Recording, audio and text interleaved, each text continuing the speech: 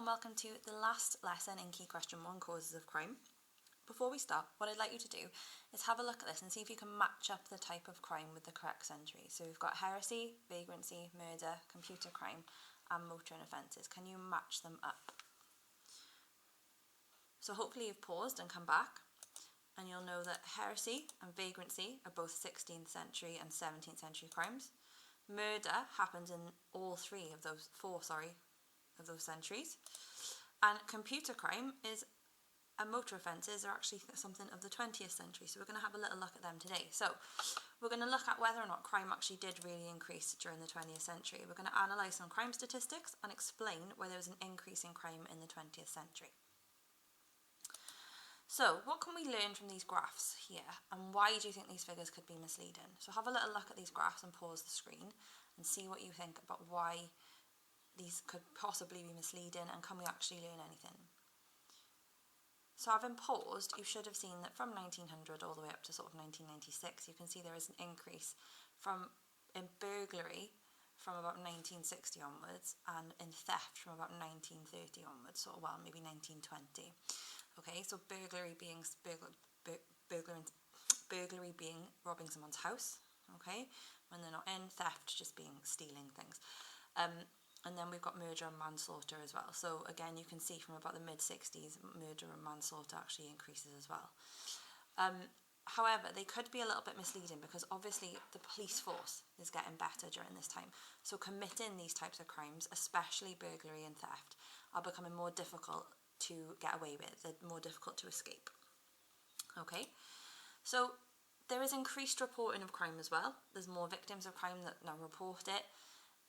Reporting of crime helps with newspapers and media as well, and increased recording of crime. So the gap between the actual crime and reporting it is narrowed. People report things quicker now. Mobile phone ownership, you can pick up your phone, you can phone the police straight away, and there's developments in data collection as well. So if you are on the system from a young age, or if you were a young offender, or if you've done your fingerprints are on the system from quite a young age, you'll be picked up a lot quicker. So there is a development in crime, there is an increase in crime. However, there are some reasons for that as well, whether it was just very much easier to be caught during this time. So what I want you to do is, on the team there is the textbook. Using page 138, I want you to create a spider diagram looking at how factors that increased crime during the 20th century can help work out causes of crime. So have a little look at some of the factors on that page and create a spider diagram for me, please. Pause the screen and do that now. So now we're going to look at some of the newer causes of crime. You can see some of the pictures here, some knife crime, cyber crime, speeding and motoring offences, drugs, this kind of thing. So what I want you to do is, again, in the textbook, looking at the next page, there is information on motoring offences, computer crime, football hooliganism, drugs-related crime and gun and knife crime. I want you to write down the reasons for the growth of this type of crime, and then think about why it's been given a new name. Is it actually a new crime, or is it just something different with a new name? Have a think if there's any continuity, if there's any change. This will help us when doing essay questions on this kind of thing. So do you think it's a new crime, or is it just a traditional crime that's got a new name? And write some information down. Okay, pause the screen and do that. So again, motoring offences as well. Motoring offences has actually grown into one of the biggest categories of crime, from drunk driving to speeding. It involves a lot of police and a lot of court time.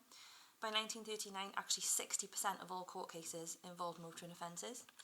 In 1996, there are over 1.3 million recorded motoring offences.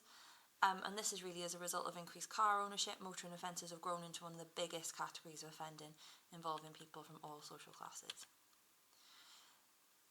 Again, there's another type of crime that has developed, unfortunately, in the 20th century, and that is terrorism. You have things like the World Trade Center attack, the Omagh attacks in 1998, maybe on Glyndŵr setting fire to holiday homes in the 80s, and then obviously London as well in 2005. So the 21st century in particular has seen an increase in terrorism as well. So what I want you to do is have a think about one man's terrorist is another man's freedom fighter, and see if you agree with that. Think about the bomb plot to kill Adolf Hitler. Again, Klaus von Stauffenberg, that was a terrorist. A terrorist act. They did blow up the government buildings. Have a think, have a pause, make some notes. Just some other ideas for you as well. So using page 141 of the textbook then, I want you to create a spider diagram on why there has been a growth in terrorist activities, please. And once we've done that, that'll be the last task that we do today. Thank you very much.